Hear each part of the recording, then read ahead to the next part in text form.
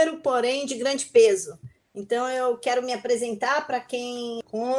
Eu sou, como o Nabil já me apresentou, CEO do Alta, diretora executiva no Grupo DASA. Na DASA, trabalhando aí com um colega que já vou apresentar, está conosco aqui. E a minha ideia é contribuir com vocês, como eu contribuo com o Instituto Unidos pelo Brasil, de forma convicta, para que a gente possa retomar esse momento que o Brasil vive, num momento de mais segurança, com o apoio desses empresários que estão trabalhando para um Brasil melhor.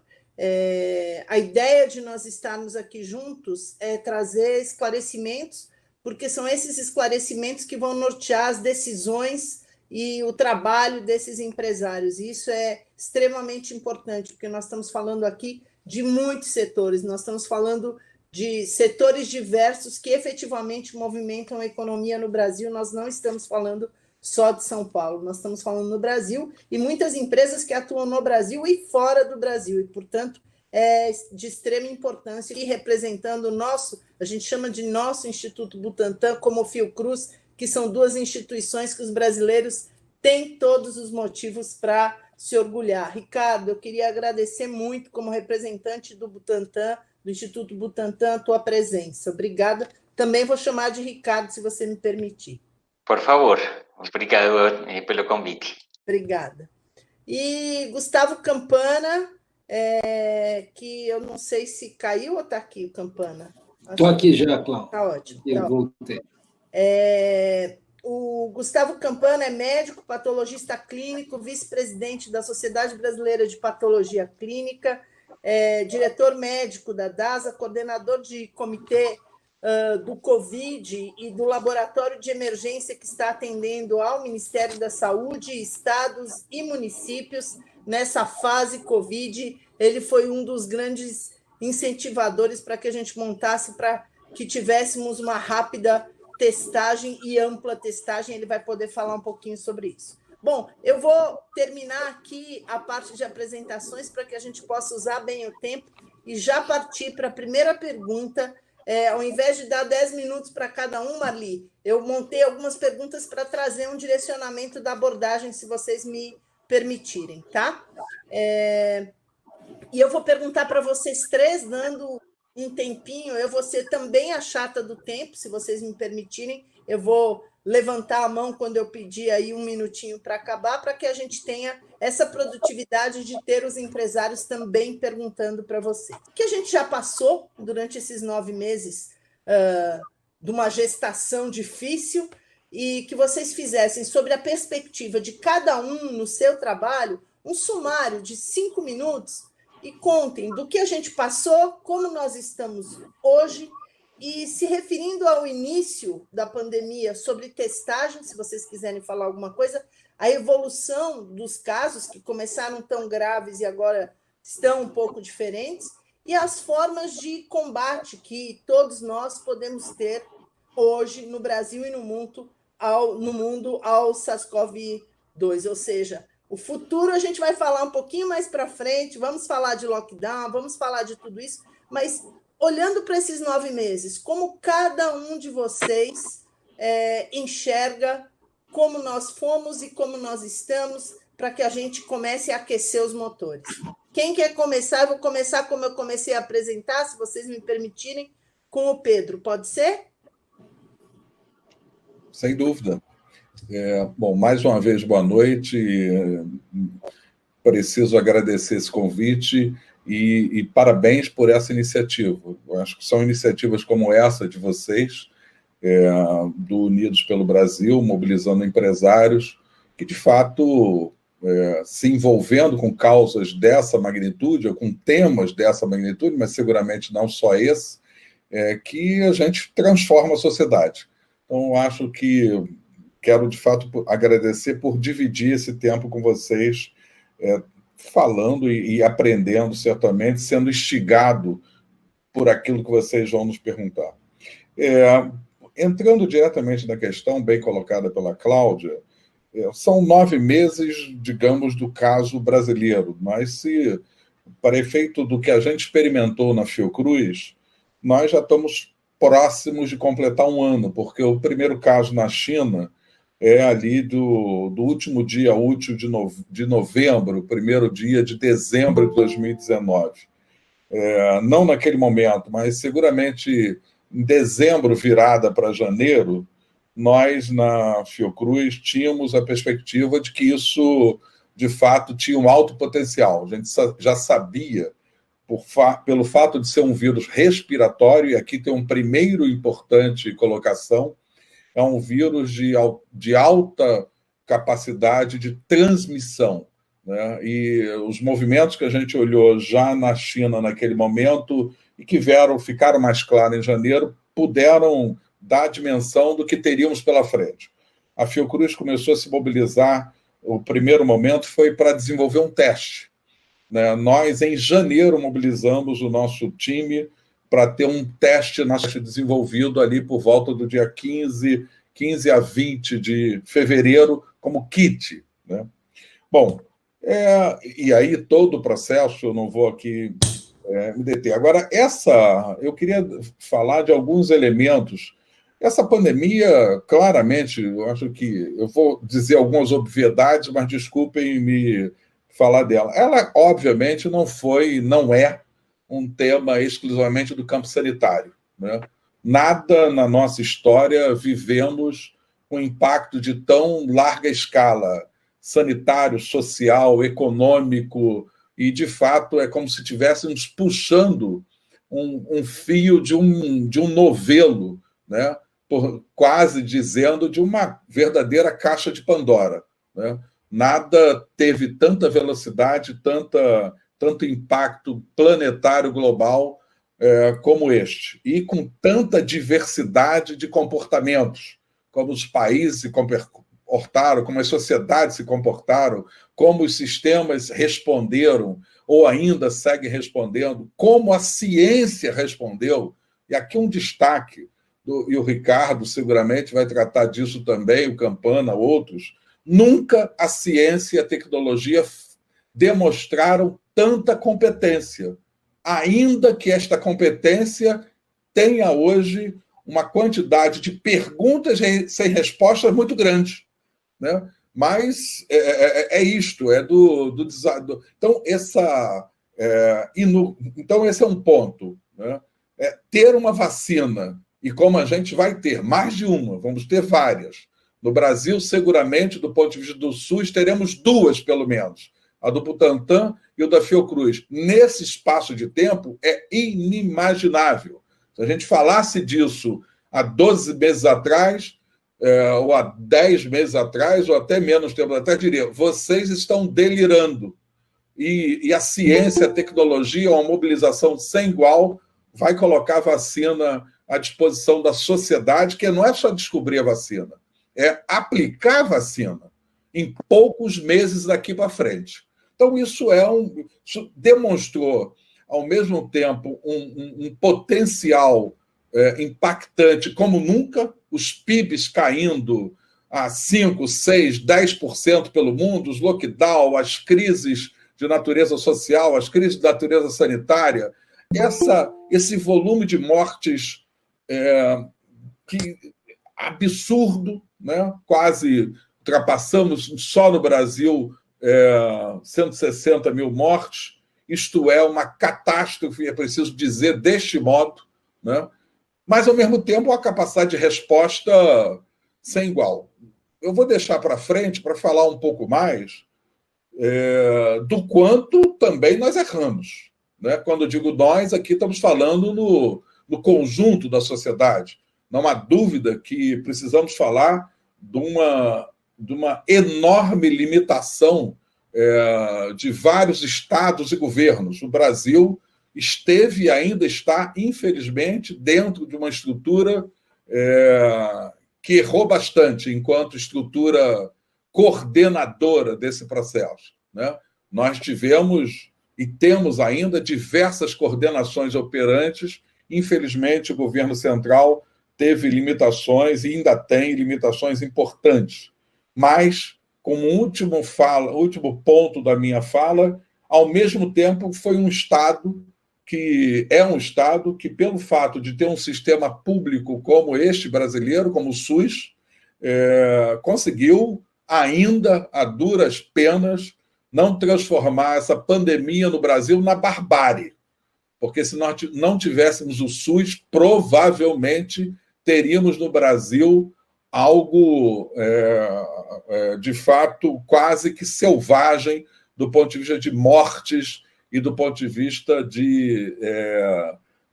dos agravos e das consequências. Ela é de uma enorme magnitude, mas seria maior se nós não tivéssemos uma estrutura importante. Há outro ponto diz respeito à capacidade de mobilização da sociedade. Essa pandemia também teve uma capacidade de mobilização da sociedade, estou falando no caso brasileiro, eu diria tamponando, complementando, instigando. Campana é exemplo disso, como setor privado, né? Então, teve uma mobilização dos setores mais humildes. Se a gente entrar numa favela, a gente sabe o que aconteceu, e eu vou, Cláudio, obedecer seu minuto, a gente sabe o que aconteceu de solidariedade, mas ao ponto de ter solidariedade, mobilização de grandes empresas. Né? O DAS é um exemplo disso aqui presente. Seguramente outras empresas de vocês, dirigentes, me permitam eu não ter todos os exemplos, mas seguramente entre vocês tem isso, de tal modo a chamar uma responsabilidade bastante diferenciada. Mas, ressaltando que poderíamos ter tido muito melhor coordenação. E coordenação em Estado não há jeito. Coordenação em Estado é papel de governo, né? Articulando melhor a ciência, o empresariado, as organizações da sociedade civil, o próprio sistema público, o sistema privado de saúde. Este processo, eu acho que mostrou resultados, mas seguramente aquém do que uma melhor coordenação de governo poderia propiciar e que nós vimos em alguns outros países, né? Como exemplos. Não há dúvida, não estou querendo comparar países, por conta da enorme diversidade, tamanho, cultura, economia e a forma com que a pandemia também atravessou o Brasil. O Brasil, do ponto de vista da pandemia, não é um país, é um continente. Nós convivemos com várias epidemias dentro do Brasil, a começar do norte e nordeste e só alguns meses depois alcançando o sul. Eu fico por aqui, Cláudia, como um panorama e à disposição das perguntas depois. Excelente panorama. Quando eu falo aquecer os motores, dá para a gente imaginar, ficando aqui, como que a gente vai aquecer para um foguete, pelo que a gente está vendo. Obrigada. A gente ouviu agora o doutor Pedro Ribeiro Barbosa e agora vamos ouvir o doutor Ricardo Palacios. Pode ser? Campana, eu me dou ao direito, como você é meu colega, de te deixar por último, tá? Tá muito bom. Muito obrigado pelo convite. Eu também me uno ao Pedro em manifestar o interesse, o meu apreço pelo interesse dos empresários na área científica e de saúde. E eu acho que isso tem sido uma das mudanças que eu espero que comece a ser permanente. E é tentar entender a ciência como um ativo estratégico do país. E sem dúvida, a presença do SUS e a capacidade científica que foi formada através do fortalecimento de diferentes instituições, tanto instituições universitárias como instituições de pesquisa públicas, que nos permitem, neste momento, ter uma resposta muito mais adequada em comparação a diferentes países, inclusive da região. E mesmo em uma circunstância, e nisto eu quero me juntar ao que falou Pedro, de que há um déficit de coordenação da resposta. E aqui eu vou chamar um pouquinho a atenção e vou me atrever a jogar um paralelo um pouquinho para vocês. Quando a gente começou a ver que a epidemia saía de controle e ela se disseminava à Europa, principalmente para a Itália, e começamos a ver, eu gostaria de lembrar para vocês todas essas histórias absolutamente dramáticas que a gente escutava do que acontecia em Itália. eu lembro que internamente no Butantan nós falávamos, isto é o que poderia ser, ou que pode ser o Brasil daqui a 2 meses. Então, nossa desfasagem com o que acontecia na Itália era mais ou menos 2 meses.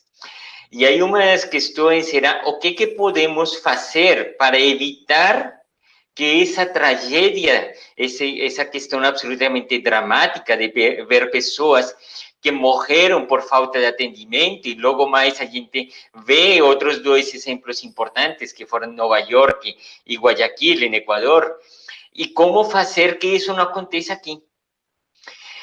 E eu acho que nesse sentido, mesmo com essa falta de coordenação por parte do governo federal, a gente teve um sucesso bastante razoável em termos da resposta que o sistema público conta destrutivo. Então, tentar utilizar, seja vacina, seja um medicamento, como aconteceu com a cloroquina, como aconteceu com a nitazoxanida, ex-antiparasitário, enfim, qualquer coisa que se a gente quer utilizar a ciência em termos ideológicos, é algo que é justamente o que é mais contrário para a ciência, porque a ciência trabalha justamente com desafiar paradigmas. Então, a ciência não aceita, per se, crenças absolutas. E isso começa a entrar em um conflito muito grande, e a gente perdeu muito tempo nesse embate, em umas crenças, em contraste com cientistas que estamos trabalhando para desafiar os paradigmas. E nisso, deixa eu só tomar talvez o último minuto, antes de passar a uma última reflexão. É o seguinte, nós como cientistas, quando desenhamos um estudo, o desenhamos exatamente ao contrário de como seria o senso comum. A gente sempre faz o desenho do estudo dizendo, eu quero provar tal coisa, então vou fazer tudo o possível para tentar favorecer como se fosse o contrário, como se o que eu estivesse afirmando não fosse verdade. De tal forma de que o que quero provar tem que ser tão forte que mesmo querendo demonstrar que não é verdade, vai aparecer como sendo verdade. Então, a mecânica da ciência é exatamente o paradoxo nesse sentido. E isso é exatamente o que a gente não conseguiu ver nessa resposta, de ideologização e de estar endeusando determinados medicamentos, em lugar de colocar esse desafio, essas crenças, não se coloca. Por último, só queria gastar um último minuto para entender esta pandemia em uma forma um pouco mais ampla, e isto é de que nós temos um luto coletivo como sociedade. Nós perdemos algo, todos perdemos algo, em maior ou menor grau. Pode ser que perdemos a seres queridos, perdemos nossas relações com pessoas próximas, perdemos jantares, reencontros sociais, perdemos muitas coisas. A gente tem muitas perdas nisso. Eu acho que reconhecer essas perdas, reconhecer esse luto coletivo é muito importante. A gente não pode seguir negando isso. A gente tem que reconhecer e tem que ter esse acolhimento por esse luto coletivo. E esse acolhimento, estamos falando a nível de sociedade, como também a nível das famílias, das empresas, de tentarem todos entenderem de que nós, como sociedade, e isso é um preço que pagamos todas as sociedades, nós estamos perdendo e temos esse luto coletivo e temos que aprender a lidar com esse luto. Eu queria fechar aqui para poder dar a palavra a Gustavo.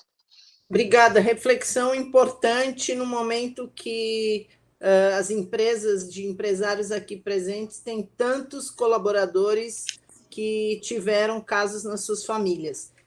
Já notei aqui como algo que não se fala muito, porque a gente tem algumas prioridades para andar para frente, mas tem uma reflexão humanitária importante. Obrigada, Ricardo. Campana. Obrigado, Cláudia. Bom, em primeiro lugar, parabenizar aí as palavras do Pedro e do Ricardo e a iniciativa da gente poder compartilhar um pouquinho da nossa experiência em um assunto aí tão relevante, né? Eu acho que dessa pergunta, olhando um pouco o passado, que nós passamos aí nos últimos 9 meses, né? E como o Pedro falou, essa discussão ela começou realmente em dezembro aqui com a gente, né? A gente, logo em dezembro, percebeu que a gente tinha um risco grande de receber aquilo que estava começando a aparecer na China como um novo vírus, e essa discussão ela foi extremamente voltada à parte de pesquisa e desenvolvimento da empresa, né? Então, o nosso primeiro passo aqui na DASA foi, se nós, como uma empresa do porte que temos, sendo o principal prestador de serviços diagnósticos, nós temos que oferecer e disponibilizar um teste que possa fazer diagnóstico. Então, o primeiro movimento que a gente fez foi realmente de investir energia, capital e expertise para desenvolvimento de uma ferramenta diagnóstica, né? E aí aconteceu, eu acho, que um movimento que foi aumentando a cada dia durante essa pandemia, que foi a parceria entre instituições públicas, privadas e academia, né? Nós fizemos o desenvolvimento desse teste de RT-PCR para diagnóstico em uma parceria com o Instituto de Medicina Tropical da Universidade de São Paulo, né, da USP, com validação de protocolos internacionais, e aí, por volta também da segunda quinzena de fevereiro, passamos a disponibilizar um teste que seria o teste diagnóstico aí para SARS-CoV-2. Na verdade, naquela época nem era Covid-19, a gente não tinha esse nome ainda, e não tínhamos casos no país, e foi muito interessante, que eu trago para o segundo ponto, que foi um grande aprendizado de tomar decisões que são dinâmicas conforme a evolução da pandemia. A gente muitas vezes era questionado de falar, olha, mas por que a decisão que foi feita há 2 meses atrás hoje é uma decisão diferente? Foi um erro? Teve uma curva de aprendizado, mas a gente acompanhou muito a evolução da pandemia. Um exemplo disso, logo entre final de fevereiro e início de março, a gente ainda não tinha casos diagnosticados aqui no país, né? Foi logo no início de março o primeiro caso diagnosticado no Brasil, e o nosso objetivo era identificar pessoas vindas de regiões de risco, isolar essas pessoas e testá-las em casa, né? Nós implantamos uma operação aqui de coleta domiciliar para RT-PCR e orientando muito que essas pessoas não deveriam procurar o laboratório para realizar seu exame pessoalmente, mas sim entrar em contato que a gente iria até a residência dela para não colocar aqueles pacientes de grupos de risco, como doentes crônicos, pacientes oncológicos, que estavam realizando seus exames em risco. Então, uma preocupação em fazer o diagnóstico daquelas pessoas que poderiam estar entrando no país com essa nova doença, mas também daquelas pessoas que estavam acompanhando as suas doenças e que precisavam fazer aí esses procedimentos que a gente não poderia colocar em risco.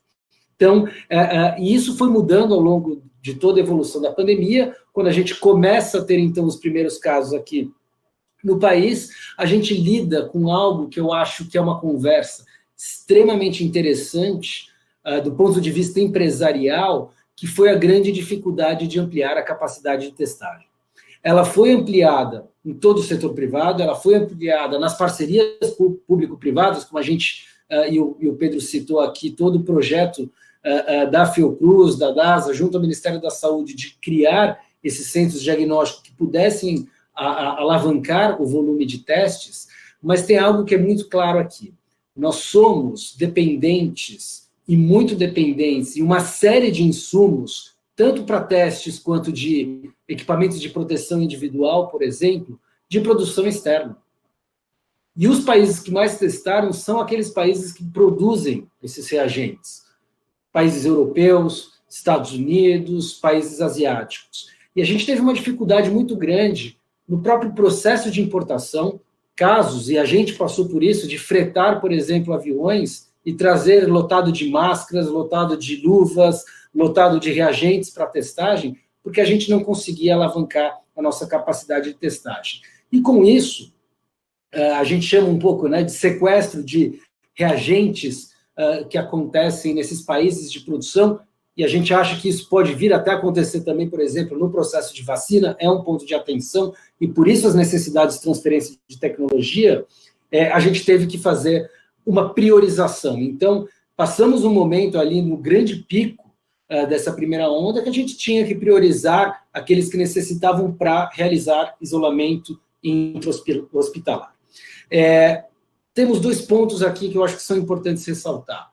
Focamos muito em comunicação e informação, né? Então, como o Pedro falou, como o Ricardo falou, nunca a ciência foi tão exigida, nunca a ciência foi tão exposta, e nunca a ciência deu tanta resposta, né? Então, informação, criar canais de informação à comunidade como um todo foi um enfoque extremamente importante aí das principais instituições de saúde do país, e eu acredito que isso foi fundamental e contribuiu de uma forma bastante expressiva.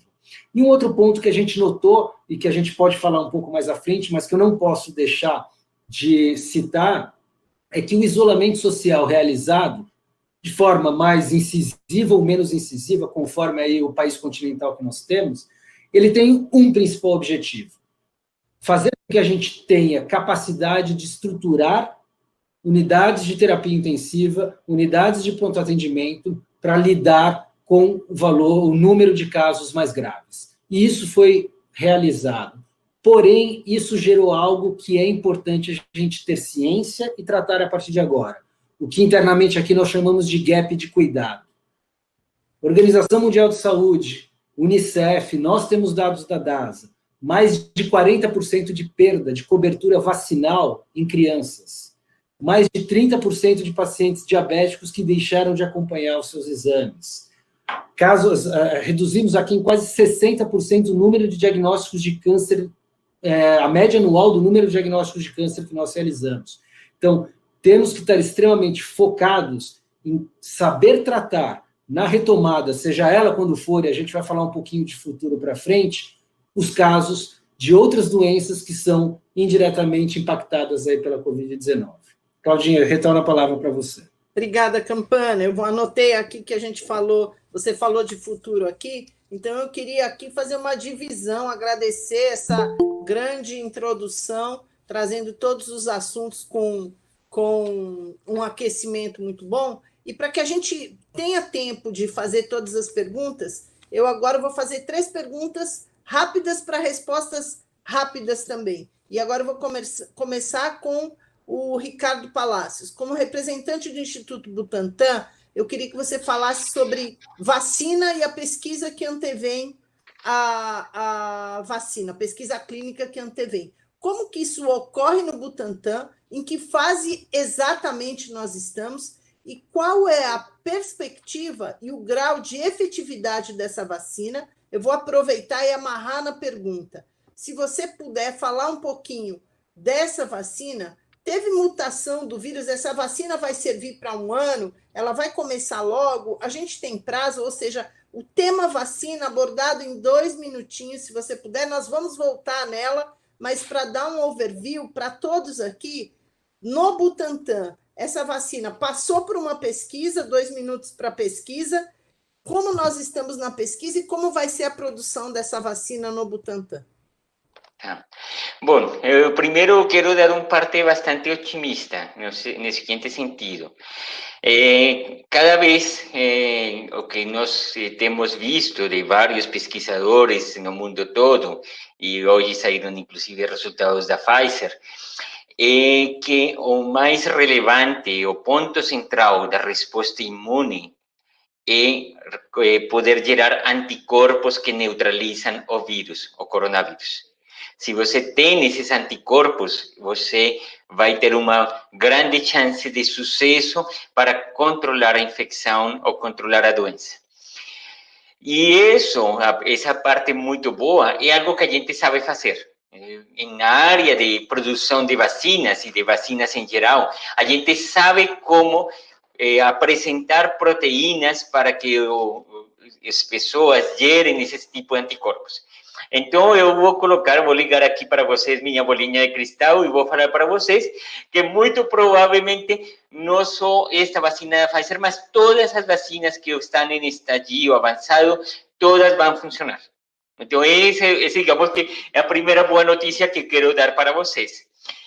E isso inclui a vacina Coronavac, que nós estamos testando. E aí, então, que dizem, bom, se todas vão funcionar, qual é a diferença? Tem algumas diferenças que vão ter que ser questionadas. Uma, qual é o grau de eficácia? Segundo, quanto que dura essa proteção? E terceiro, precisa dar reforço e com quem? São essas 3 perguntas que se tem que resolver para o futuro. E aí é onde as coisas vêm um pouquinho mais complicadas.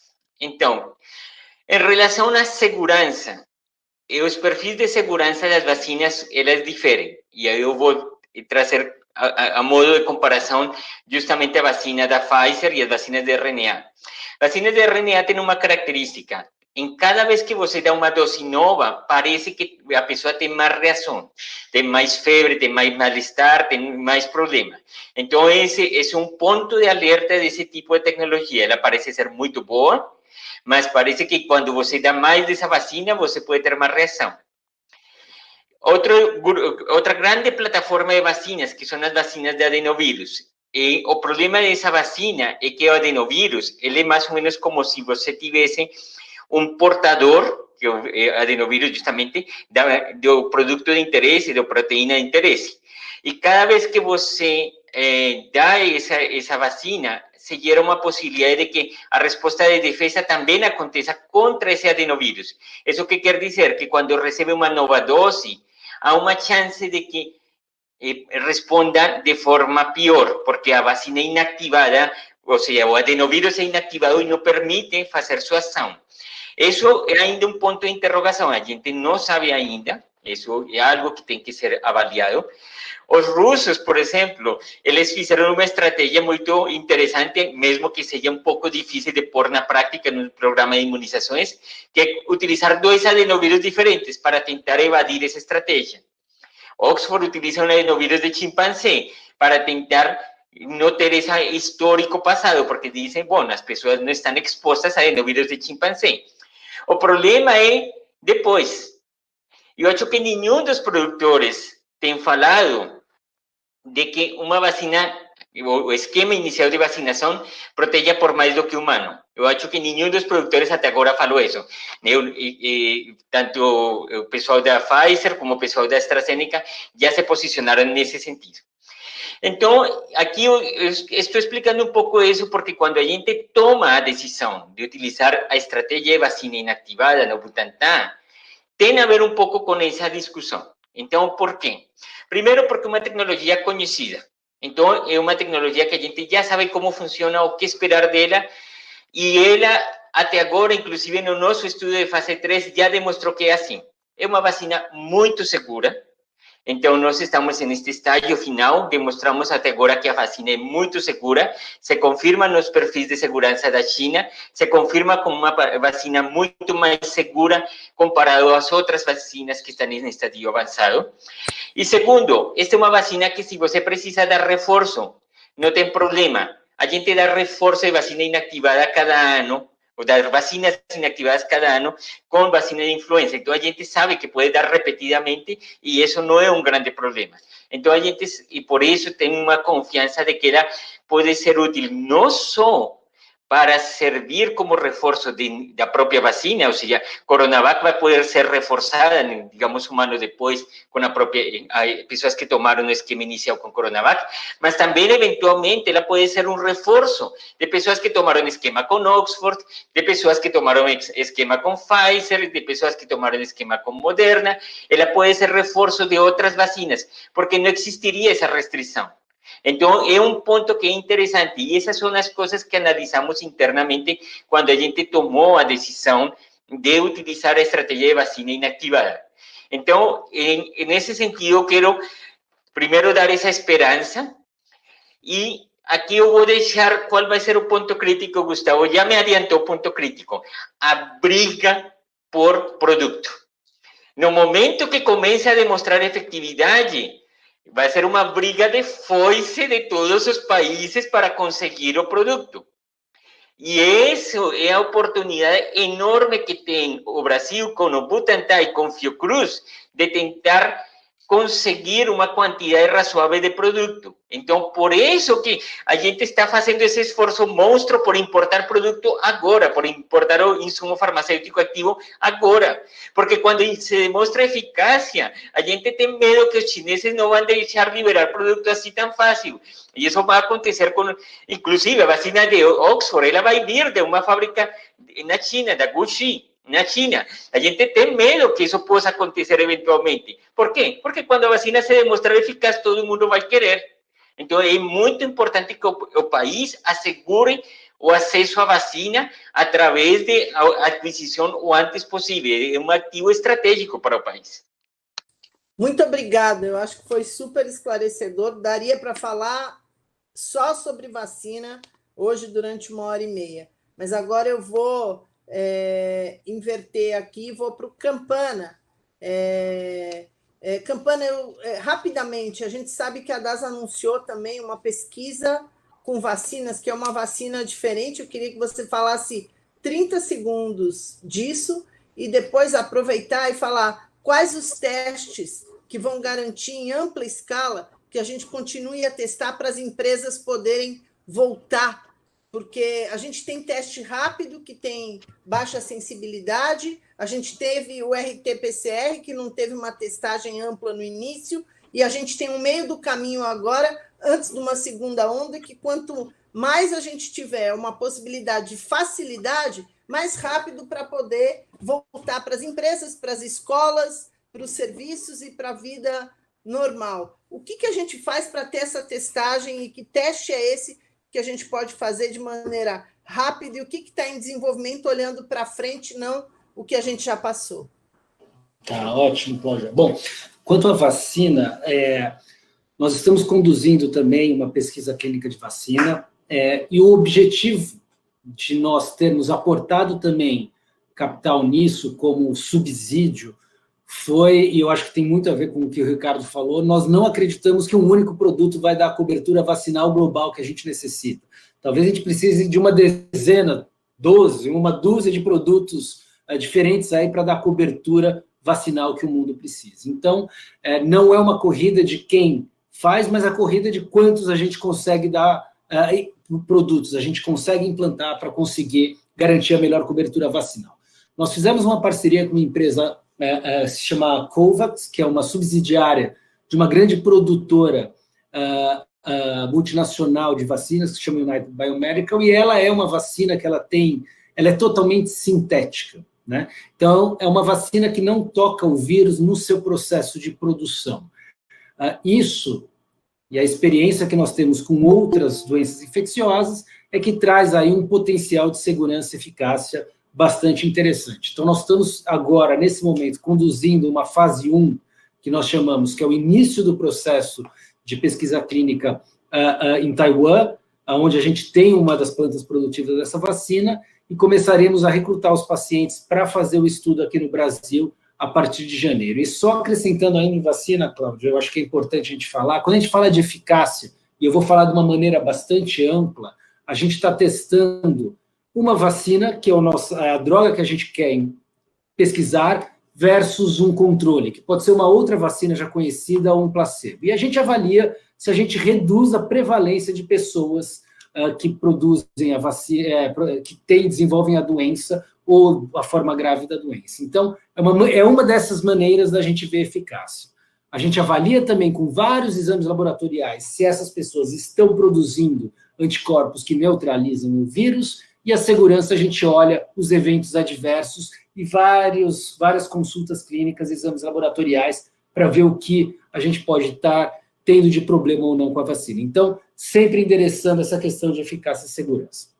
Quanto aos testes, esse é um ponto super importante e nosso maior foco é diagnóstico. Hoje a gente tem um portfólio de quase 10 diferentes tipos de testes que a gente realiza para a COVID, e eu gosto sempre de deixar de uma maneira bastante didática.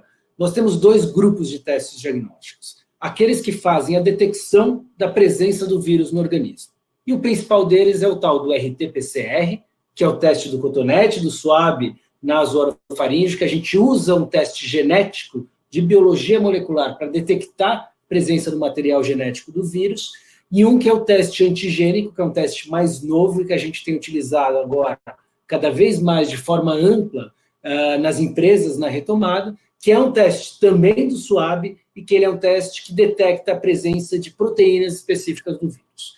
E do outro lado, a gente tem os grupos de testes sorológicos, que nós chamamos, que avaliam a resposta do nosso organismo a doença, que é a produção de anticorpos. E aí tem vários tipos de anticorpos, a gente ouviu falar de GG, de GM, de anticorpos totais, mas esses exames, hoje, eles apenas nos dão a informação de exposição prévia ou não.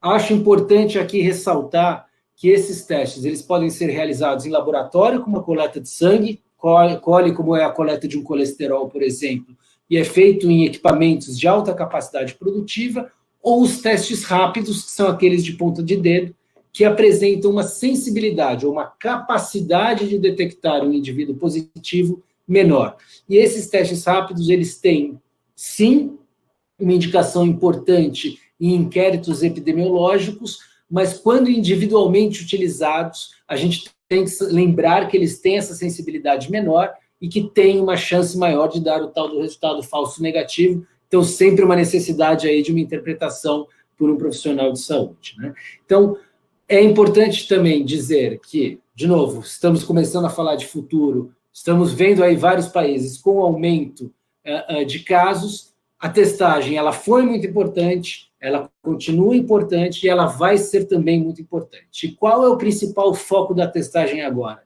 Identificar pessoas que são potenciais contaminantes, aqueles que estão com sintomas e que testam positivo, e os seus contactantes, que são aquelas pessoas que acabam, muitas vezes até de forma sintomática, colocando outras pessoas em exposição e levando elas à contaminação. Então, o grande objetivo agora, e principalmente nesse período de retomada, é identificar quem está doente e trazer aquele que é o contaminado, contactante daquele doente e que é um grande vetor de disseminação. E aí a gente tem as abordagens de isolamento de forma mais precoce possível. Obrigada, Campana. Para que a gente tenha aí uma palavrinha um pouquinho mais ampla sobre o lockdown, eu vou reunir duas perguntas para o doutor Pedro, porque assim a gente tem ele respondendo as duas, e vocês dois, se quiserem fazer algum comentário, por favor, fiquem à vontade, porque a gente tem um bate-papo.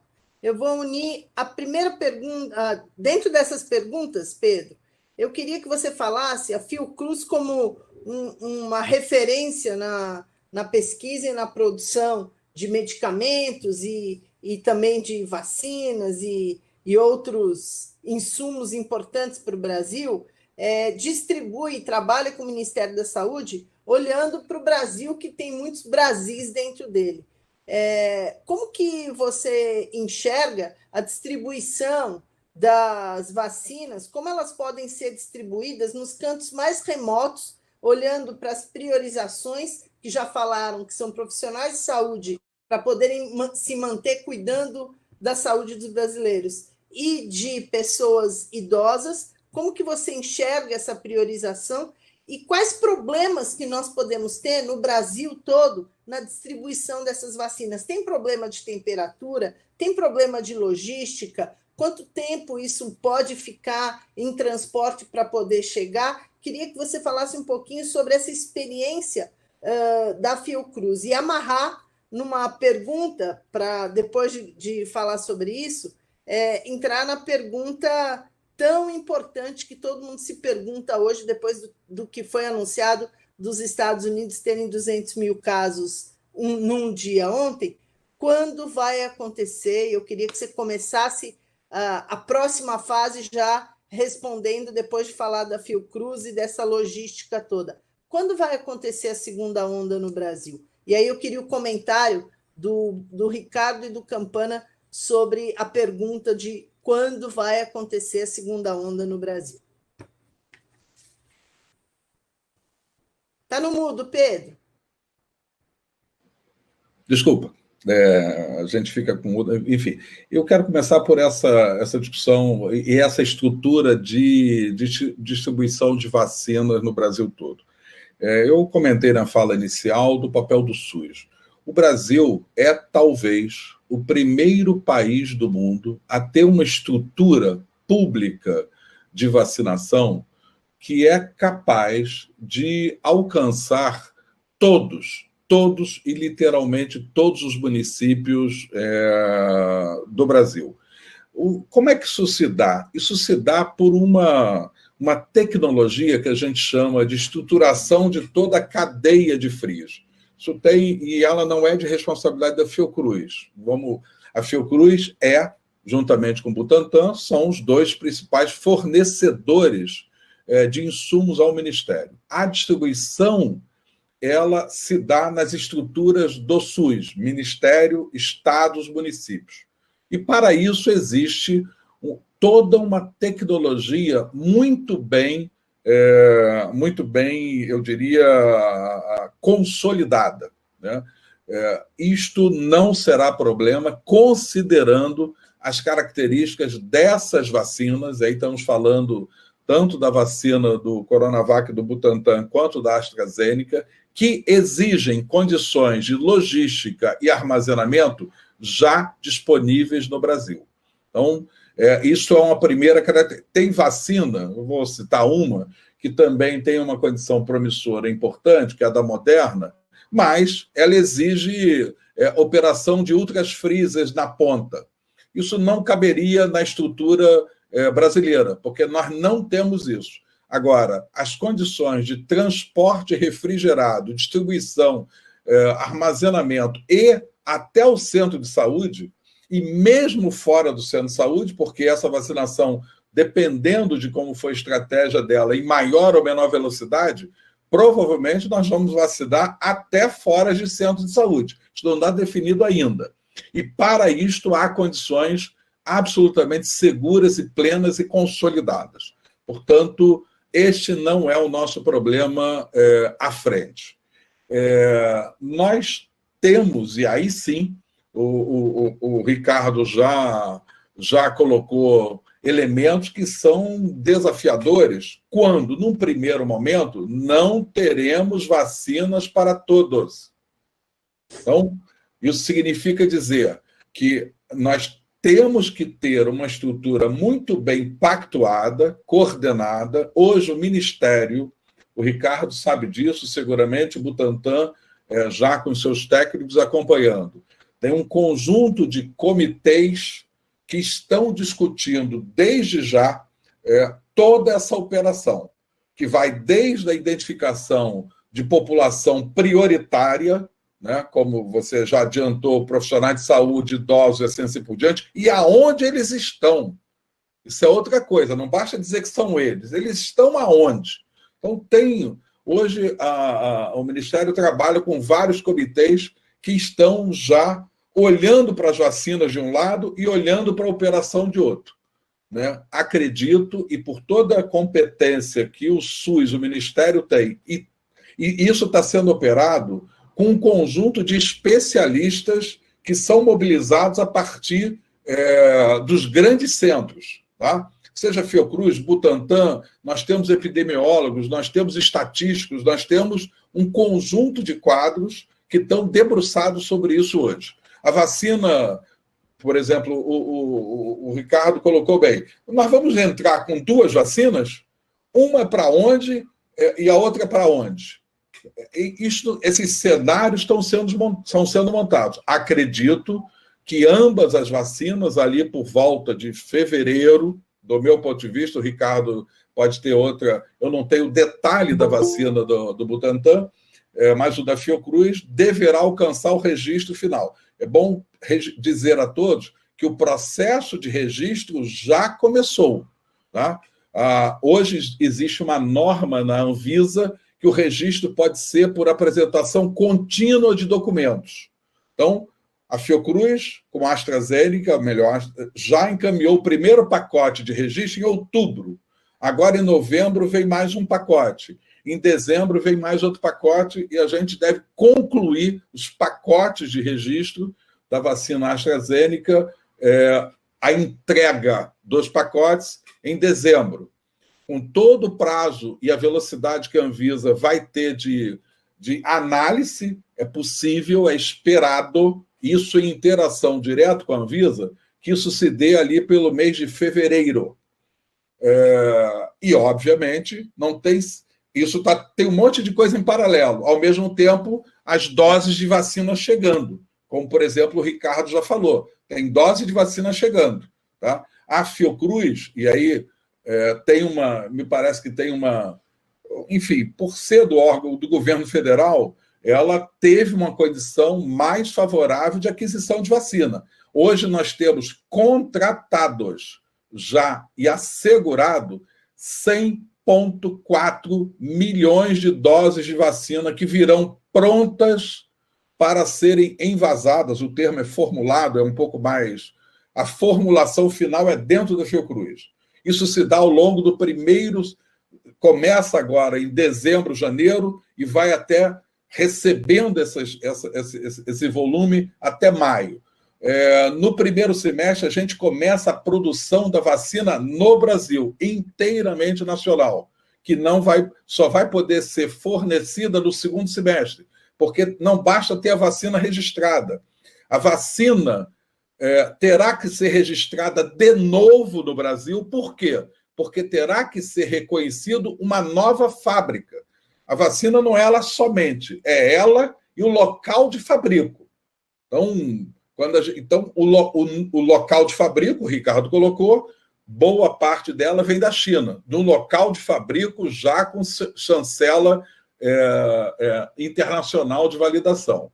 E no segundo semestre será validada, a gente espera ali por julho, agosto, a planta de produção da Fiocruz, que já terá um determinado volume de doses produzidas. Uma vez validada, a Fiocruz, até final de 2021, com aquilo que recebe do exterior para ser formulado no Brasil, com o que será produzido na Fiocruz, alcançará até dezembro de 2021 210,400 mil doses. Aí entram vários elementos. Ela terá um processo de aplicação combinada com a Coronavac? Quando uma e quando outra? Qual população? Tem uma decisão que caberá a esses comitês. Daremos uma dose ou daremos duas doses? Né? A AstraZeneca, nos próximos dias, vai dar o seu, do mesmo modo que a Pfizer fez hoje, vai liberar a informação do seu estudo de eficácia, que antecipa aqui será com uma dose de 91%. Com duas doses vai alcançar 97%, 98%. É uma pergunta aqui para nós, que não cabe a gente responder, mas veja assim, se tem 200 milhões de doses, por que não dar uma dose só e cobrir mais gente logo? Porque a eficácia está lá em 90 e tantos %. Então, são respostas como essa que ainda serão processadas. Tá? Bom, desculpa eu ter me estendido para juntar coisas que eu acho que é enriquecer. O tema mesmo da vacina, não há dúvida, ele é um tema, hoje, virou nosso... No entanto, voltando ali para o Campana, nós temos uma vacina hoje, sabe qual é? Testar, testar e testar. Essa é a nossa vacina de hoje. Usar máscara, isolamento, controle de ambientes e assim por diante é a nossa vacina. Até março, abril. Para alguns, porque para o país todo, talvez, somente início de 2022. Não temos essa resposta ainda.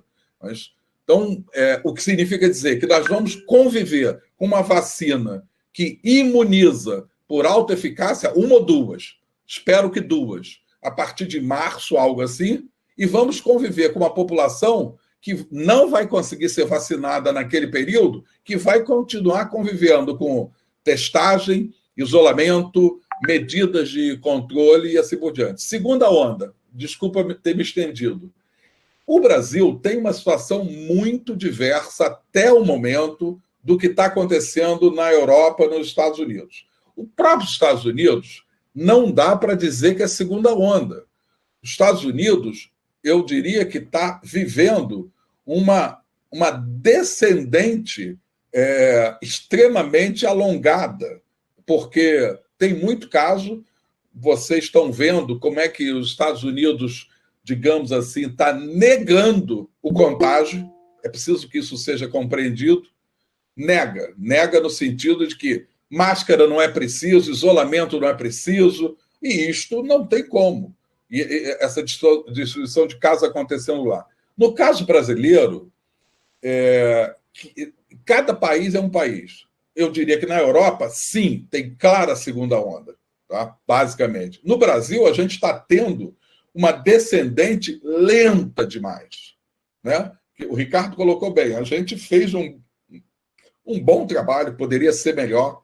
Eu diria que o trabalho nosso lá de fevereiro, março, mesmo com o aprendizado que o Campana colocou muito bem, a gente não sabia direito o que era dali a um mês.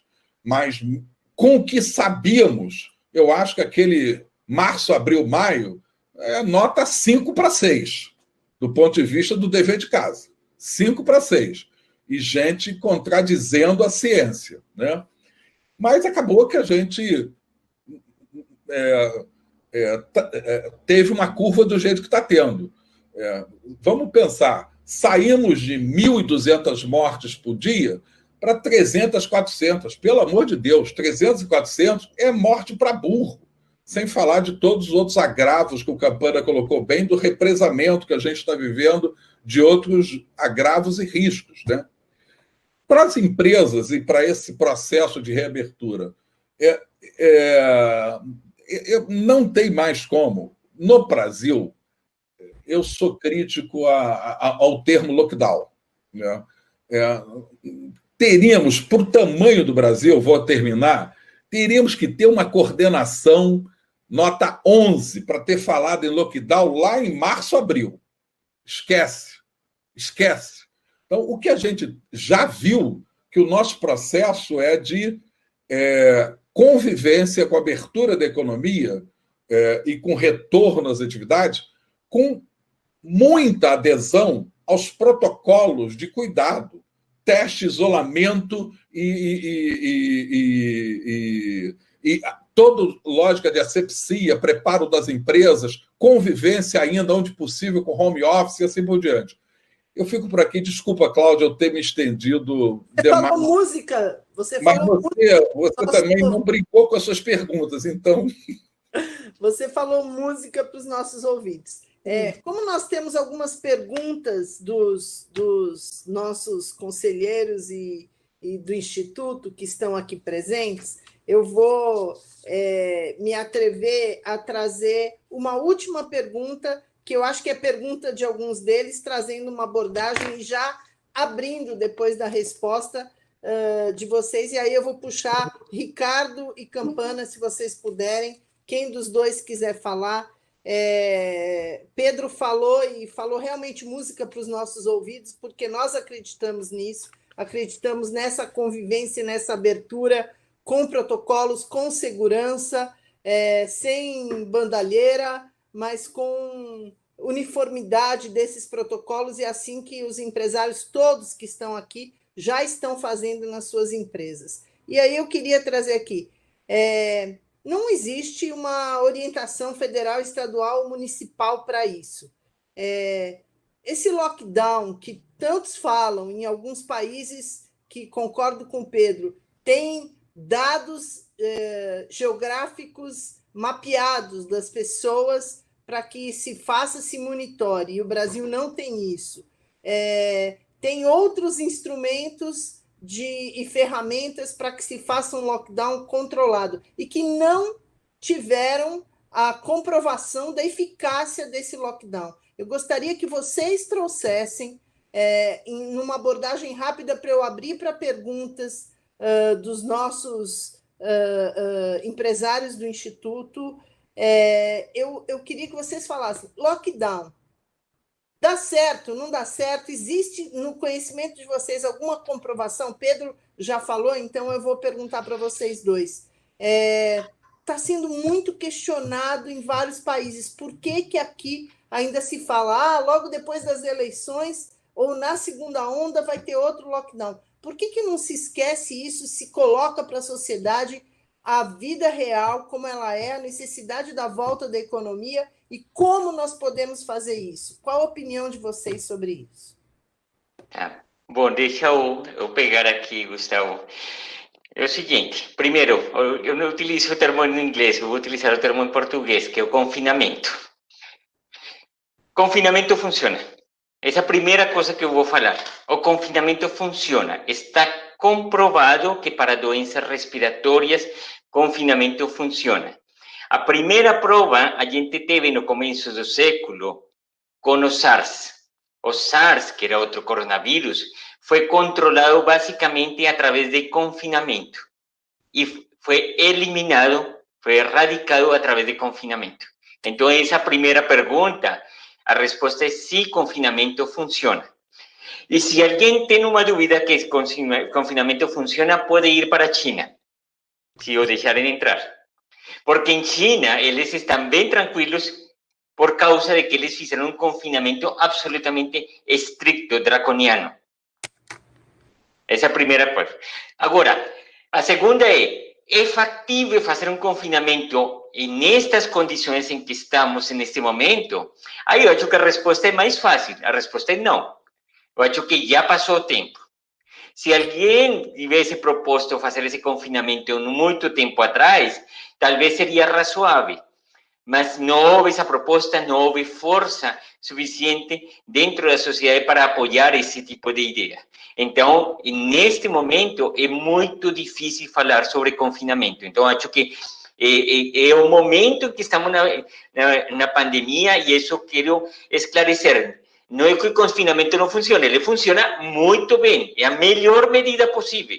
Tanto que erradicou outro coronavírus, mas neste momento ela não é factível, que é o diferente. Então, o que significa isso?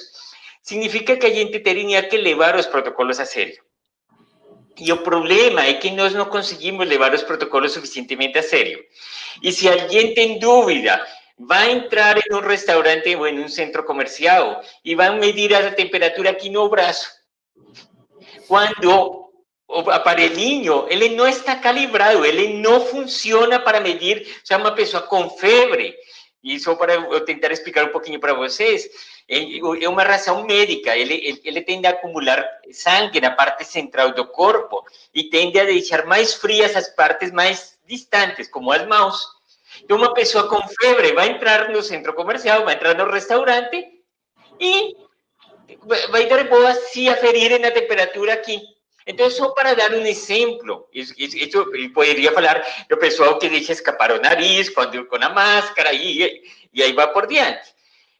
Então, é só para dar um exemplo de que realmente o que a gente deveria agora prezar é por ser estricto em aquelas medidas, aqueles protocolos que são preconizados.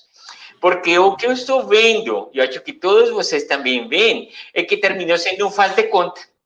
E quando isso termina sendo um faz de conta, ele não funciona. Agora, quando as pessoas aderem realmente a essas medidas que querem dizer, por exemplo, para quê? Eu falo para vocês como empresários, que um funcionário disse, olha, estou me sentindo mal, que ele possa dizer isso, eu não vou ir ao trabalho até não ter um teste, e não ficar, eu prefiro ir e não contar porque eu tenho medo de ser demitido. Eu vou falar aqui no Butantã, teve os casos de surto que a gente teve aqui dentro, era porque pessoas que não quiseram contar, não porque tivessem medo de ser demitidas, mas porque a carga de trabalho era tão grande que eles ficavam com receio de ficar ausentes. E aí nos geravam surtos. Então, são medidas que são muito simples e que se a gente faz cumprir, se a gente traz essa coisa, a comunidade diz, olha, não fique com medo, se realmente você está sentindo mal, vá para procurar um teste, porque vai ser pior você vir e adoecer a seus colegas de serviço, ou adoecer os pais dos colegas de serviço, que pior ainda em muitos casos, que o que traz as mortes. Então, esse tipo de conscientização é chegar e dizer, olha, você não pode ficar aqui sem máscara, desculpa, não pode ficar com o nariz de fora. Então, meu chamado é, vamos fazer cumprir o protocolo e vamos dar confiança às pessoas de que elas não serão punidas se elas procuram atendimento médico se se sentirem doentes. Então, eu acho que essa é uma mensagem que eu queria trazer a vocês, que eu sei que vocês são grandes empregadores neste país. Muito obrigado, e muito importante tuas colocações. Campana, rapidamente, por favor. Claro. Eu acho que tem um aspecto que vai ser muito importante a partir de agora, que a gente vai ter que aprender a conviver com a doença. Isso é um fato. Eu também eu concordo em absoluto com o que o Pedro e o Ricardo falaram. Foi importantíssimo a gente fazer e promover esse isolamento social. O principal objetivo disso é, sim, a gente estruturar a área de saúde, atender aqueles pacientes mais críticos. A gente teve uma curva de aprendizado em termos assistenciais muito grande, a gente tem uma rede de 9 hospitais aqui na empresa, diminuímos o tempo médio de internação desses pacientes em UTI. Então, hoje a gente trata melhor um paciente com Covid do que tratava no início da pandemia. Claro, a gente tem uma curva de aprendizado também desses pacientes mais graves. Mas o que acontece a partir de agora é que também não acredito mais num novo distanciamento, muito menos no lockdown, essa palavra a gente até busca evitar, mas isso vai fazer com que a gente aprenda a conviver com o vírus. Porque ele vai circular, mais pessoas conhecidas vão ficar doentes, e a gente vai conviver com isso, e aí eu ressalto e endosso isso que o Ricardo falou, os protocolos. Um ponto que eu acho que é interessante, assim como existe uma dinâmica temporal na pandemia, existe uma dinâmica regional, porque o Brasil é um país continental, e a gente tem momentos diferentes da pandemia, e ela ocorre também de forma diferente nas diferentes camadas sociais. Então, quem fez isolamento foram aquelas camadas sociais que podiam fazer isolamento. E hoje é quem a gente, neste momento de retomada, vê o maior aumento do número de casos. Nós somos uma empresa privada que atende aqueles beneficiários de planos de saúde, então, na imensa maioria, camadas aí de classe média para cima, e a gente vê realmente um aumento significativo no número de casos. Então, novamente, a gente aprendendo a conviver com essa doença. E o que a gente tem feito agora é mergulhado de uma forma profunda, usando aí algoritmos de inteligência artificial, ciência de dados, para fazer projeções de segunda onda. É difícil a gente dizer, a gente tem cenários aí que vão dos otimistas aos pessimistas, mas a gente vai ter sim um aumento do número de casos. A gente não acredita que essa curva descendente ela permaneça, porque a gente está retomando, a gente está tendo mais pessoas em exposição, e elas vão ocorrer de formas diferentes nas diferentes classes sociais. Mas a gente tem aí períodos de festas, né? Agora Natal, Ano Novo, férias, as pessoas viajando. Então a gente espera aí, num cenário pessimista, algo de mais curto prazo aí para dezembro, um aumento do número de casos. Num cenário mais realista, para o primeiro trimestre do ano que vem, a gente tem uma curva que pode sim ser semelhante ao que nós tivemos em termos de número de casos diários no início da pandemia, talvez um pouquinho mais branda, mas com uma proporção de casos mais leves, ambulatoriais, que a gente diz sendo mais comuns, e com aqueles casos que são internados, por exemplo, sabendo lidar de uma forma mais rápida com a doença, isolando mais rápido, tendo giros de leitos de UTI mais rápido, então a gente não deve ter um número de óbitos tão forte como a gente teve. Mas a gente sim acredita que não talvez seja uma segunda onda, mas que a gente tem essa cauda, né? Esse platô que a gente está tendo aí com algum aumento do número de casos, sim. Obrigada, Campana. Eu vou agora... Oi, Pedro. Se me permite só 30 segundos, que eu preciso deixar claro para acompanhar a colocação do Ricardo. Quando eu falei lockdown eu não gosto, não tem mais a menor hipótese de se falar disso no Brasil, por tudo que já aconteceu. Agora, a primeira resposta é sim. A transmissão de vírus respiratório se dá o controle por afastamento, porque ele se contamina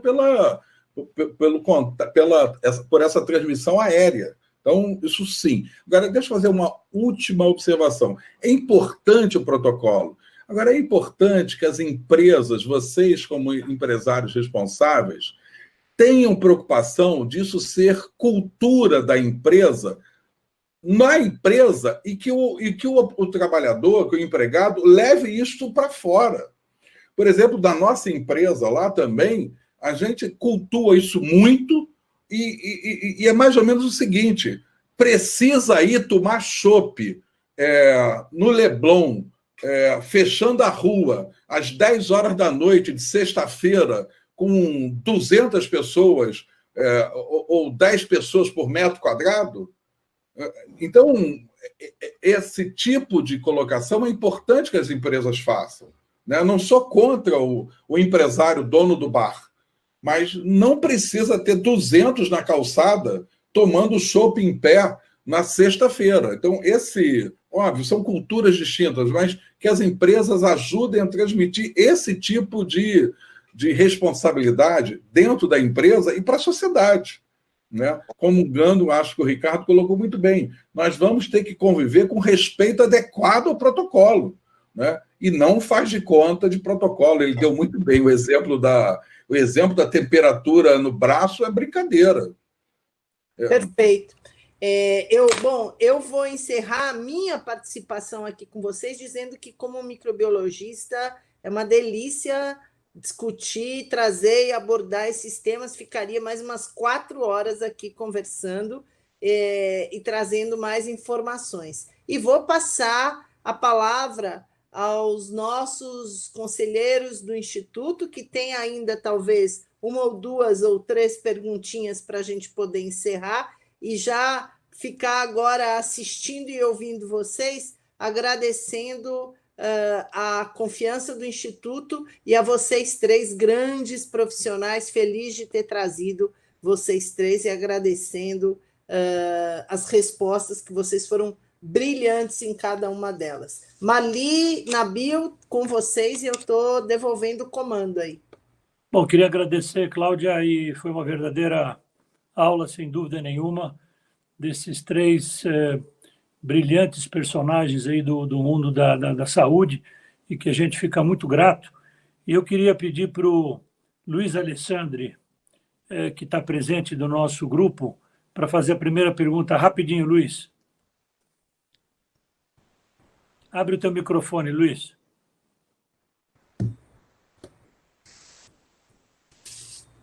Luiz, não está ouvindo? Então, eu vou passar rapidamente para o... Estou aqui, Nabil. Então, vamos lá, faz a... Desculpa. Eu queria fazer uma pergunta, como é que a gente integra a estrutura privada e pública? Vocês já falaram, o Ricardo comentou do projeto do Itaú, a gente tem visto tudo que o DASA tem feito aí de ações, mas como é que a gente poderia, lá no início da apresentação, se falou aí de um dessincronismo do governo, etc., como é que a gente conseguiria um resultado melhor envolvendo o público e o privado para acelerar essa vacinação para um Brasil do tamanho que é? Por favor. Quem vai responder? Acho que o Pedro, né, que tem a experiência do Itaú, né? Luiz, eu acho que especificamente para vacinação, já teve, o Itaú, por exemplo, o Itaú Unibanco, a nossa iniciativa, ele apoiou tanto a vacina da Fiocruz como do Butantan. Fez um aporte importante para acelerar obra de fábrica, isso, aquilo, outro, está tendo repercussão importante no Butantan e na Fiocruz. A vacinação em si, eu diria que o papel do setor privado é mais um papel de mobilização. Mobilização que eu digo, hoje tem coisas do tipo até antivacina, né? Então, vai ser preciso compreender por uma importante defesa da vacina o seu valor, né? Isso serve tanto para essa vacina como para o conjunto das vacinas. Então, porque o Estado, SUS, tem condição de vacinar e já deu provas disso décadas atrás, né? Então, isso o Brasil tem experiência. Agora, do ponto de vista geral, eu acho que aconteceu nesse período uma tomada de responsabilidade que eu, particularmente, não tinha visto em termos de conjunção de esforços. Pode ser melhor? Pode ser melhor. A partir das grandes federações, dos grandes de lógicas como o Sistema S da vida, mas melhor coordenado com o papel do Estado e do governo. Infelizmente, não teve um afinamento como pode ter, né?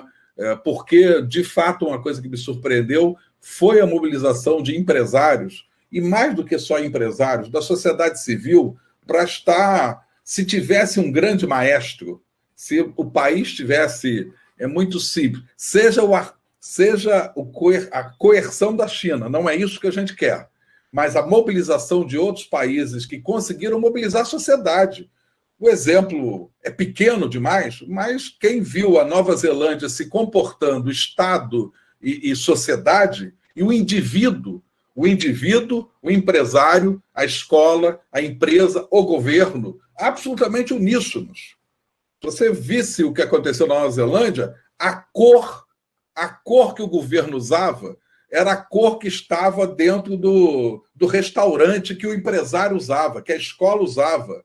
O QR Code era um QR Code pessoal, que todos... Enfim, eu não estou querendo exagerar, até porque é demais, mas nós temos muito ainda a aprimorar desse relacionamento sociedade civil-Estado.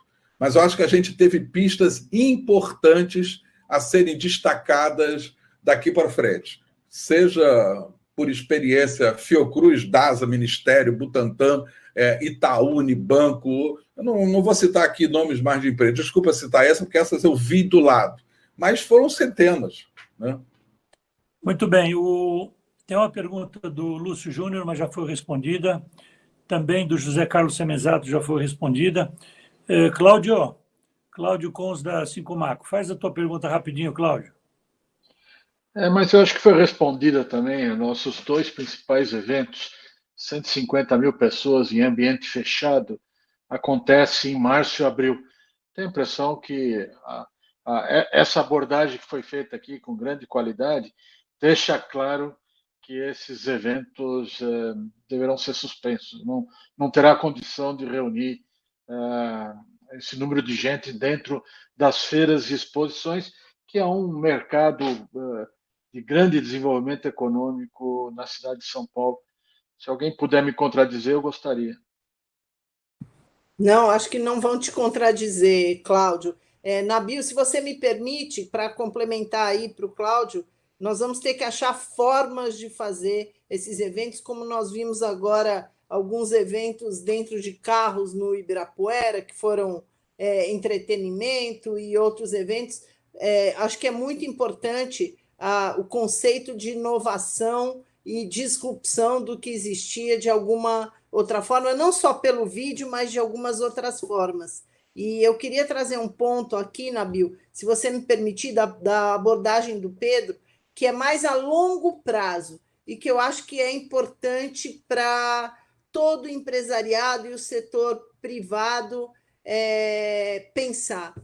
País que não tem apoio à ciência, tecnologia, pesquisa e desenvolvimento vai chegar lá na frente dependente como o nosso. Eu não sou acadêmica, pesquisadora, já fui uma parte da minha vida, mas é muito importante que a gente saiba que essa cooperação entre sociedade, setor público e empresários no desenvolvimento, pesquisa, serão importantes para o Brasil, e a gente vê exemplos em outros países acontecendo com desenvolvimento, criação de produtos disruptivos que mudam o patamar do país quando existe esse apoio à pesquisa e desenvolvimento. Isso é a longo prazo, mas o longo prazo vai acontecer se a gente começa agora, e eu acho que isso é importante para o longo prazo do Brasil.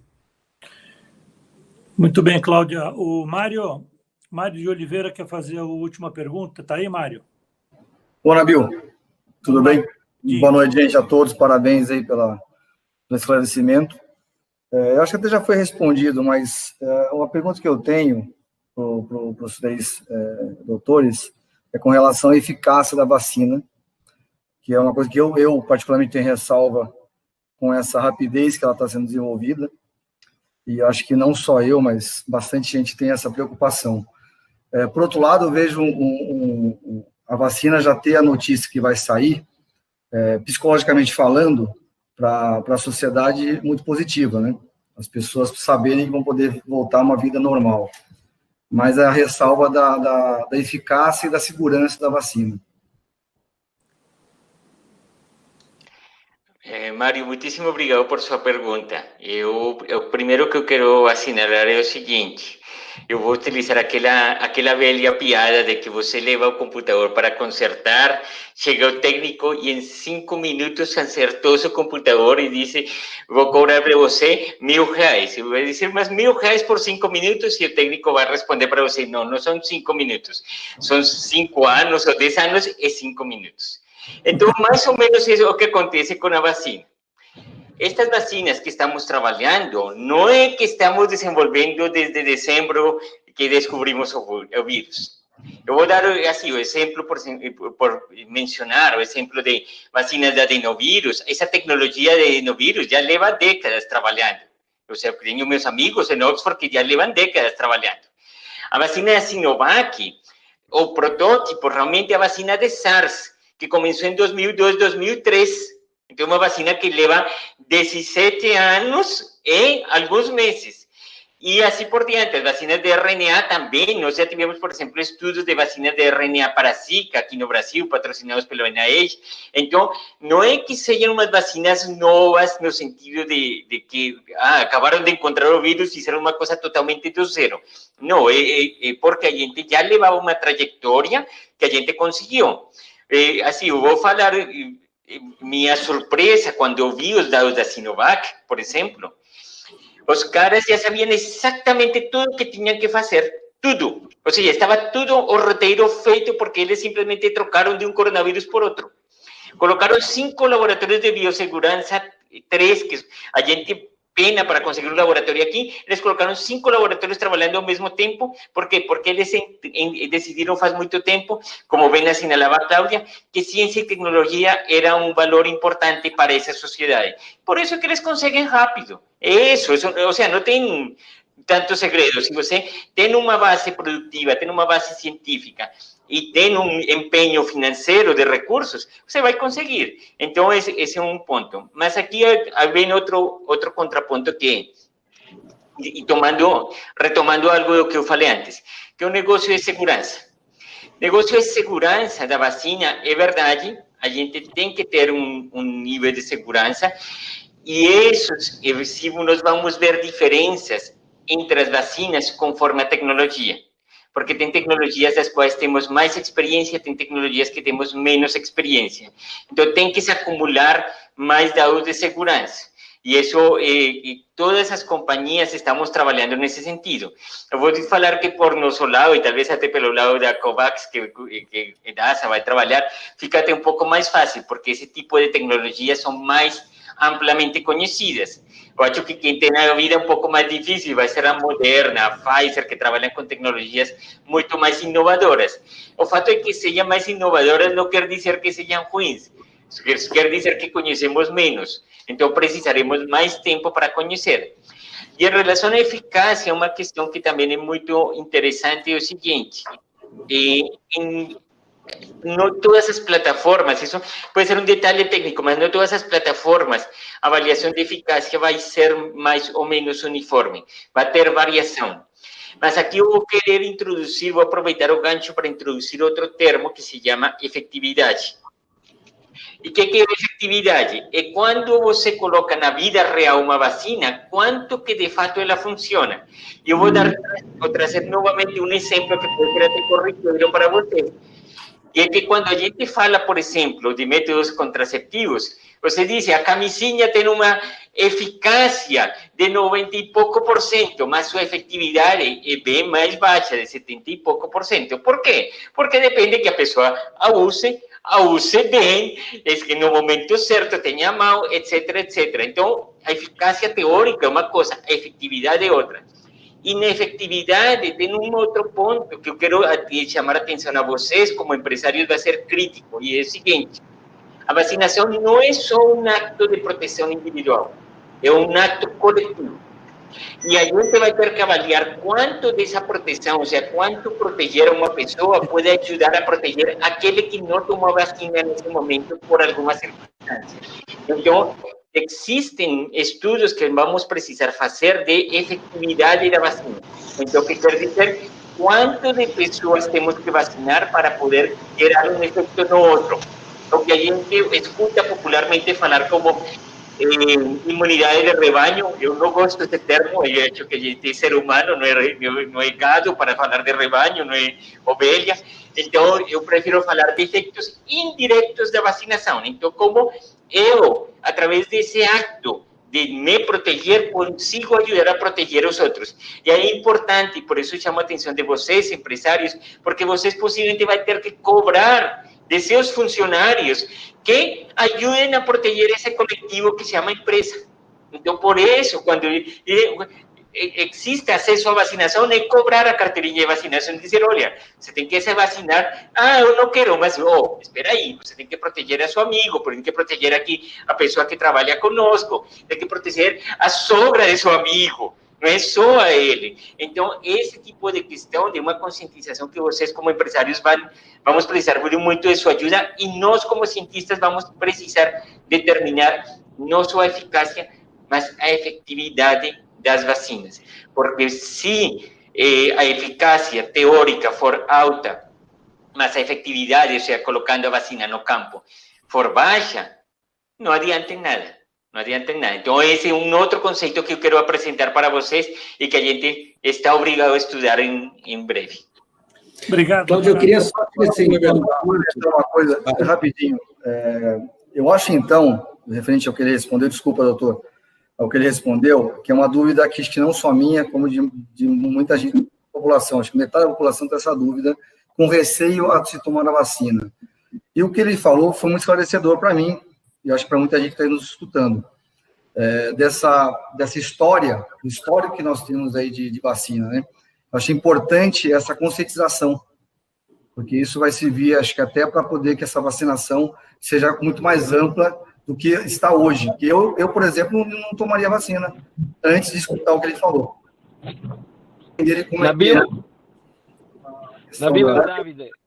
Mário, eu acho que você coloca muito bem é muito bom ter esse tipo de dúvida, esse tipo de interação. Óbvio que essa colocação do Ricardo foi espetacular, né? Eu só complemento com uma palavra. A vacina é um ato civilizatório. É um ato de conquista da sociedade, é um ato de conquista. Os grandes feitos da humanidade, quando são absorvidos por ela, é que fazem ela se desenvolver. Então, a vacina se coloca nesse plano. A gente assegura a civilização nesse sentido nobre, civilizatório enquanto um termo nobre, um termo humano, social, né? Então, é por isso que eu falo que eu comentei sobre esse ponto, os elementos de cultura, os elementos de educação, os elementos de práticas, de atos, os elementos de hábitos, são os elementos que forjam uma sociedade. Então, esse hábito, essa prática, é o que nos torna uma civilização mais avançada, né? E quando frente... Agora, é preciso que seja feito, como você colocou muito bem, com esclarecimento, com comunicação, com direito à dúvida, mas não com direito ao preconceito. Esses elementos é que precisam ser muito bem trabalhados. Mas muito boa a sua pergunta e, aliás, muito bom também o seu tipo de... como você reagiu. Eu acho que é isso que a sociedade precisa. Obrigado. Eu queria só trazer um ponto que eu acho que é relevante aqui, a questão da eficiência do processo. A gente que trabalha com pesquisa clínica, a gente está tentando deixar o processo de início de uma pesquisa clínica para qualquer tipo de droga. Há mais de 10 anos que a gente tem um projeto de lei que a gente tenta deixar isso mais célere dentro das agências regulatórias. E isso nunca aconteceu. E agora a gente tem essa oportunidade de ser mais eficiente e até protagonizar, né? O número de pesquisas que estão acontecendo no Brasil podem colocar a pesquisa clínica do Brasil num outro patamar. Obrigado, então, Gustavo. Davi, faz rapidinho, Davi. E eu vou pedir depois para a Marli encerrar. Vamos lá, Davi, já estouramos o horário. Sim.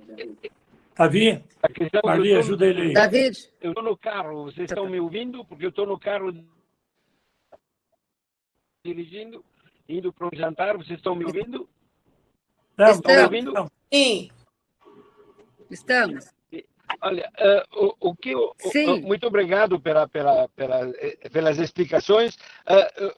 O que o cientista do Instituto Butantan acaba de me dizer me deixou um pouco perplexo, que há 17 anos na China estão trabalhando numa vacina contra o coronavírus, quando eu sei que a França acabou vendendo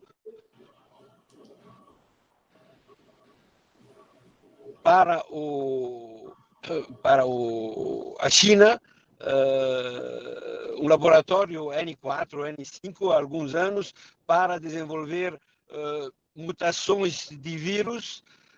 Será que enquanto lá em Wuhan estavam trabalhando em cima de vírus, estavam também ao mesmo tempo trabalhando no antídoto? Isso é muito sério, é muito grave.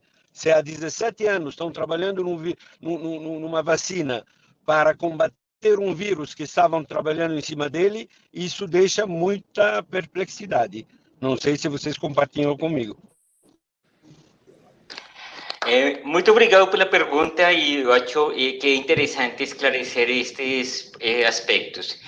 À medida que os seres humanos estamos invadindo mais o território dos animais ou colocando esses animais em determinadas circunstâncias, tem maior chance de que a gente comece a ter contato com vírus que estão nesses hábitats, nesses animais, ou que se gerem mutações desses vírus, e a partir disso se começam a proliferar epidemias. A China, infelizmente, já teve previamente uma epidemia anterior por coronavírus, que foi o SARS, que essa epidemia aconteceu entre 2002 e 2004.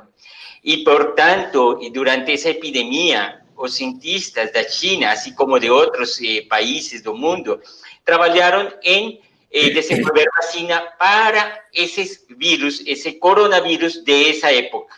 Então, isso aconteceu e esse ensino, esse aprendizado ficou dentro das companhias chinesas. Paralelamente, vou mencionar outro coronavírus, que é um coronavírus que causa o MERS, que é síndrome respiratório do Meio Oriente. Também tem outras companhias e outras instituições, como a Universidade de Oxford, que esteve trabalhando nesse coronavírus, que também já levam, em particular em MERS, já levam mais ou menos uma década trabalhando com esse coronavírus e que desenvolveram uma vacina para esse coronavírus e que é essa que foi adaptada. Isso para dizer o quê? Nós podemos ser o próximo país. E a gente tem que imaginar que justamente pelo fato de nós decretamos uma emergência de saúde pública internacional já recentemente com Zika. Tivemos o H1N1 decretado no México. E nada nos impede do Brasil ter outra epidemia originada no Brasil. Então, imaginar essas teorias de conspiração, essas coisas, é um pouco tentar, e isso, eu entendo isso como parte da inexplicabilidade que tem estes fenômenos que nos causam angústia, que queremos procurar outro tipo de explicações. As explicações, às vezes, são um pouco mais simples. É a relação que nós estamos tendo, alterando a ecologia.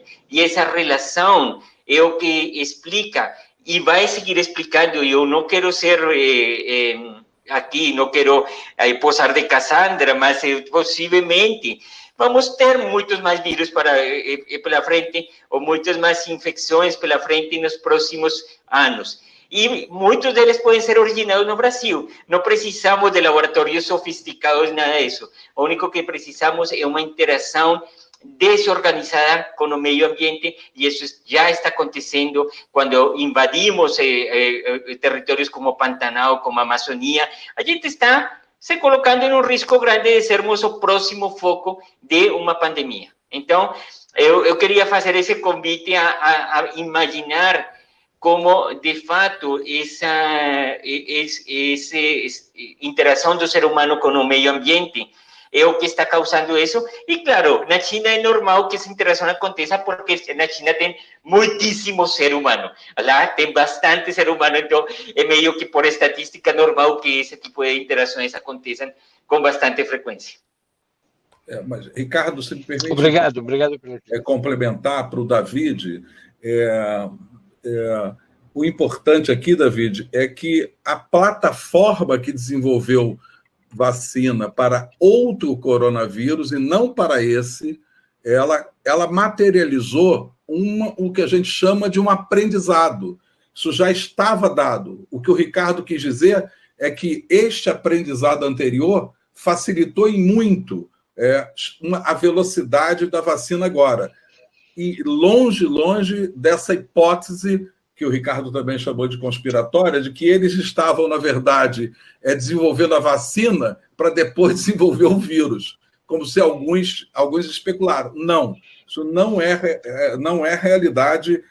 O meio científico não considera isso plausível, né? A história é outra, do mesmo modo que foi outra com a experiência de Oxford, que já tem também essa plataforma já há década. E apenas são degraus que foram acumulados e que hoje permitem uma vacina em 10 meses, mas é 10 meses para esse coronavírus, e são 10 anos de história com outros coronavírus. Obrigado. Desculpe, eu já cheguei no meu jantar. Eu agradeço muito as explicações e boa continuação. Um grande abraço a todos. Nabil, você está sem som. Boa, Marli, obrigado. Encerra para a gente, então, Marli, por favor. Bom, vamos lá. Gente, muito obrigada. Você está querendo falar, deixa ele falar, vai. O Fauzi. Fauzi, desculpa. Boa noite, desculpe aí atrasar.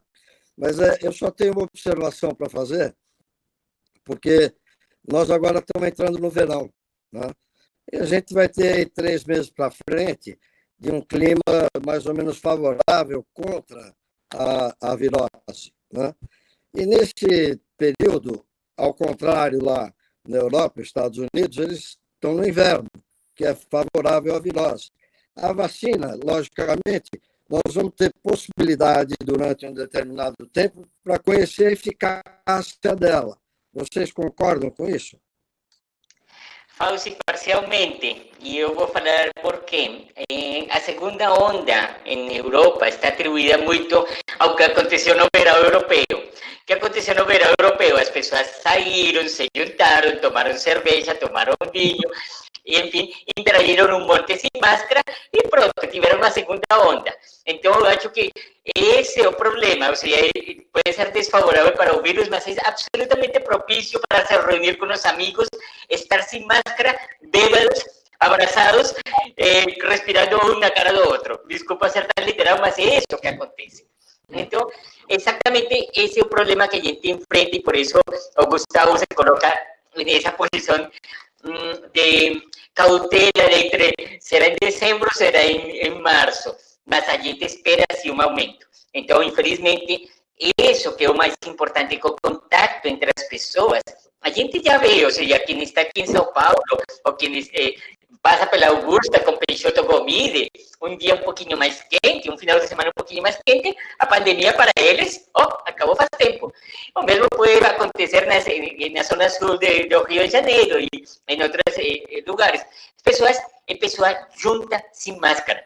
Você junta pessoas sem máscara, você gera o ambiente propício para transmitir. Então, se as pessoas se juntam porque não estão de férias, porque estão com um calor e querem curtir uma cerveja juntos, pronto, tudo que o vírus precisava. Agora, em relação à vacina, eu acho que a gente não vai, nem eles nem a gente vai conseguir vacinar a tempo. A gente vai ter que segurar um pouquinho e a gente vai ter que tomar decisões que são decisões assim. A quem vamos dar primeiro e como que a gente vai lidar. Então, por exemplo, eu escuto coisas como dizem, sem vacina a escola não abre. Vacina para quem, cara pálida? Eu responderia para essas pessoas. Por quê? Porque estudos de vacinação em criança, apenas nós começamos, a Sinovac começou agora na China e o resto não começou nenhum. Então, o que vamos fazer?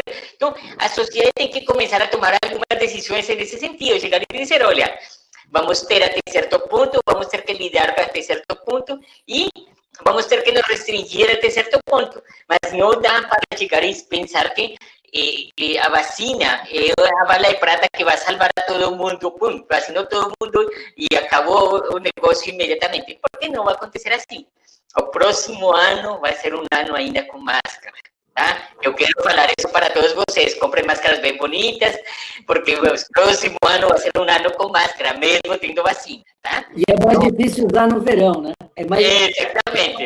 O verão muda o comportamento das pessoas. Exatamente. Regulamento e uso de EPI. Ele é um risco. Então, é assim, é o que vai acontecer, infelizmente. Então, nós vamos ter que lidar com isso como sociedade. Obrigado. Muito obrigada, doutor Ricardo, doutor Pedro, doutor Gustavo, doutora Cláudia, muito obrigada. Perdão aos membros do Instituto por estendermos um pouco o nosso horário. Queria pedir para vocês comentarem no nosso grupo sobre esse debate, colocar a opinião de vocês, para os que não puderam acompanhar, para que eles possam também tomar conhecimento. Nós gravamos essa reunião e posteriormente nós vamos compartilhar com todos vocês. E lembrando que na próxima semana nós teremos o Paulo Ebel falando conosco, um economista muito conceituado que também está no nosso grupo, sobre economia. Tá bom? Muito obrigada, gente. Tchau, tchau.